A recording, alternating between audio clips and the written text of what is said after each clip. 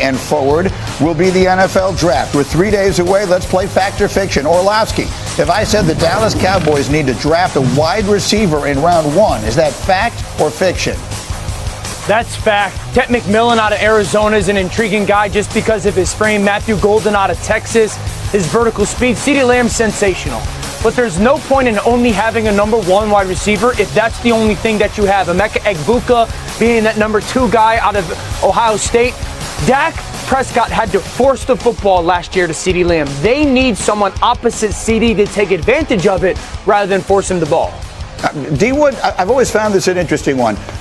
Wide receiver, I guess, is no longer a luxury, right? If you're the Cowboys, you have a variety of holes, and they do. How would you feel about them taking a wide receiver with that 12th pick in this draft? D-Wood, is that the right direction for Dallas to go? Seems a little rich considering this wide receiver draft is not highly heralded, but I get Dan's point here. I mean, the discrepancy between, CeeDee Lamb and their number 2 was just like it was like a canyon. They need to address the number 2 position. You could make the case they could go running back in this draft. There's no, I think that's an option as well. But they have to find a number 2 receiver via either the draft or somewhere in the rest of free agency, because Dallas offense doesn't operate at the level we've been accustomed to seeing without another viable weapon opposite CeeDee Lamb. Doesn't feel like Ashton Genty will fall to them at 12. If he did, that would be an interesting conversation. They do have 10 picks, right? Yeah. They could move up to get somebody. Wide receiver, I think they could go wide receiver at 12. They know they need a number 2. McMillan and Matthew Golden, both worth watching there. But if the value's there, I could also see them doing defensive line or corner at that spot. Graziano, you get the next one. Let's go to Chicago. The fans, they're fired up. They have the 10th pick. If I said the Bears will respect for the rest of the division, right? You had 3 playoff teams in that division last year, and obviously the Bears were not one of them. So fighting up what they're going to do. If the running back is sitting there at 10, Dan, should they take him? I like Genty there. I like Tyler Warren a little bit more. I would say fiction on the quad tackle, ability to run away from people. This is an offense under Ben Johnson that's going to try to emulate the run game that Detroit had. They don't have a very much so in the pocket operational quarterback that plays on time and rhythm. Is he capable of doing it? Yes. Will he do it consistently? That's to be determined. If he does, I think the Bears become a playoff football team. Are they more likely, very quickly, Dan, is he more likely to take that step if they have the unbelievable running back behind him, or if they have another weapon in the middle of the field like Tyler Warren at tight end? Another weapon in the middle of the field like Tyler Warren at tight end, but it more so is going to be upon the offensive line and then his own growth and timing. All right, and then D-Wood, here's the last fact or fiction. If I said there will be 4 quarterbacks drafted Thursday night, which means round 1, is that fact or fiction? Green, I tend to lean fact here because we know that the quarterback position obviously is the most important position in football, and those guys tend to be pushed up. And you look at a situation like what the New Orleans Saints are dealing with the Pittsburgh Steelers are dealing with. There are going to be teams, particularly in the back half of the first round, they'll have an opportunity to trade up for one of these guys.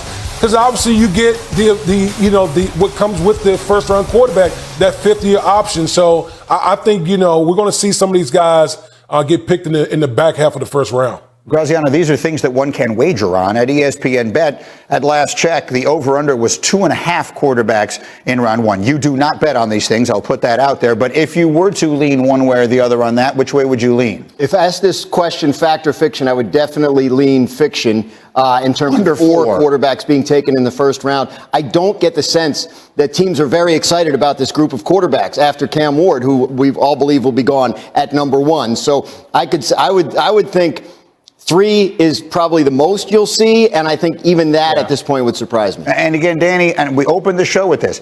Everything hinges on what happens to me at the very beginning. If the Giants take the quarterback at 3, which that changes everything. That changes that, right? Then all of a sudden, I think 4 in the first round, even 5 in the first round is in play. If we don't get the Giants, they really, Dan, it feels to me like 3 will determine everything with regard to that the rest of the night. Totally agree with what happens at 3, kind of can send a domino effect that is going to be very shocking. I also think the Saints at 9. If the Saints take a quarterback at 9, we will get fireworks. And I don't think they're going to. And which quarterback? Right. agree. Everyone is telling me they're not going to. And if they do, which quarterback could they take? Which will lead The ball in the middle of the field. He's athletic enough to be able to create some stuff outside of the pocket, and there's a lot of physical talent that goes with his game. What a story he is, beginning his college career at Incarnate Word and now working all his way to becoming the number one pick in the draft. All right, Shadeur Sanders, the most talked about player in the draft. What do you see as his ceiling? I think he's a quarterback that you can win games with.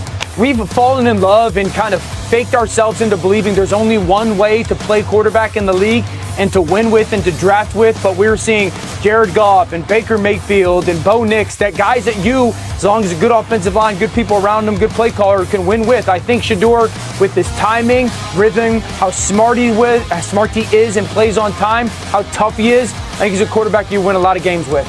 Now remember that Goff and Mayfield were both the first picks in their respective drafts. And then let's go to Jackson Dart, who's another total wild card in this first round conversation. What do you see as his ceiling?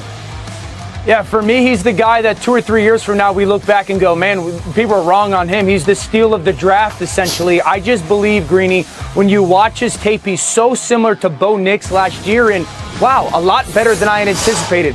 I think you got to build crossers into his game. Ole Miss did it a ton, and his ability to see the defense with the ball fake and that backside defender, what type of throw is needed. He sits a little bit of a touch throw, work in the middle of the field. I think Kellen Moore and crossers, man coverage, peeks the backside tight end, sees the corner at the bottom screen, run with the tight end. That tells the quarterback, I have man-to-man coverage.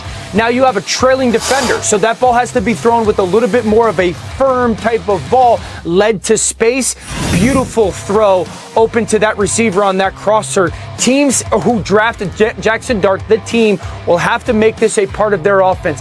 Same type of thought process, that crosser. This time, that backside defender sits there, you see the ball get firmed right now. And then arm strength. When you're drafting these guys, arm strength is a necessary thing in the first round. This ball's bottom of the hash. That ball is out of his hands before that receiver is going to run an out route. It's about a 24-yard throw, and it's thrown on a line right on that guy's face mask. So when you're talking about a guy that has physical traits, sees the field well, wasn't given a lot when it comes to easy offense, the ball had to get pushed down the field. For me, since day one, it's been Jackson Dart as the intrigue. Listen, is Jackson Dart going to get drafted in round one? I have no idea. Speaking of him, I want to read you something from Field Yates, who gave a bold prediction in his article on ESPN.com. He wrote, Dart, or even Tyler Shuck, could go ahead of Sanders, meaning Shadeur, as QB2. I've spoken with people around the league who think it's possible Dart winds up following Miami's Cam Ward among the passers. Regardless of how highly rated a QB is on our own boards, the order they are taken is going to be decided by a small group of QB-needy teams that see each of them differently. And I guess that, Graziano, is, I've been trying to say this, and he just said it pretty nice and concisely there, Field, that if we were to do all these things by consensus, then there would be no question that Shadeur Sanders would be the second quarterback off the board. Probably. Right? But these things aren't done by consensus. You don't have to get like every team to agree on something. You just need one team to like one guy better than another guy, and that guy could easily be Dart. Yeah, they don't have a meeting where all 32 teams show up and they set the order. Like it's if the Saints pass at 9 and the Steelers pass at 21 and there's only one quarterback taken in the first round, then the question of who the second quarterback is up to whoever picks one next. And if the Browns or the Giants or the Saints or whoever like Jackson Dart better than Shadeur Sanders, then yes, he would be in this scenario the second quarterback taken. So, I mean, you can make yourself crazy looking at all of the mocks that are out there. I was just looking at Jordan Reed's mock, and he has Shadeur going 9 to New Orleans and Jackson Dart going 21 to Pittsburgh. And that brings us to the interesting one here, which would obviously not be ahead of Shadeur Sanders. But, D. Wood, I never did get your take as far as the Steelers are concerned. You kind of went nuts on the idea that the Steelers would go into the season with Mason Rudolph. I did not get to talk to you on Friday, which we spent much of that day talking about Aaron Rodgers' most recent conversation, if it can be described as that, with Pat McAfee here on ESPN last week. I mean, how does that factor into names? Jackson Dart and Shadeur Sanders are very much in the discussion for the Steelers at 21 or wherever they wind up picking. Yeah, for me, I think that's why the Pittsburgh Steelers need much more of a sense of urgency, considering what their other option is. You look at Aaron Rodgers, and Mike Tomlin said it himself. You know, he doesn't want hostages. at the court, when you talk about guys who want to play for the Pittsburgh Steelers. And when you look at Aaron Rodgers, and especially the latter part of his career, there's just been a lot to go with Aaron Rodgers. Yes, I've been one of the guys that said that Aaron Rodgers, after the bye, when he got healthy, he played better.